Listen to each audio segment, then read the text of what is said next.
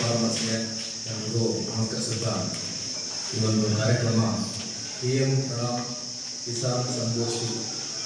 ಇದಕ್ಕೆ ಇಷ್ಟು ವರ್ಷ ನಾವೆಲ್ಲ ಕೆಮಿಕಲ್ ಫರ್ಟಿಲೈಸರ್, ಆ ಉದ್ದೇಶ ಏನಂದರೆ ಸಾಧ್ಯ ಆದಷ್ಟು ಕೆಮಿಕಲ್ ಫರ್ಟಿಲೈಸರ್ಸ್ನ ಕಡಿಮೆ ಬಳಸಿ, ಬ್ಯಾಲೆನ್ಸ್ ಯೂಸ್ ಆಫ್ ಫರ್ಟಿಲೈಸರ್ಸ್ ಮಾಡಿ.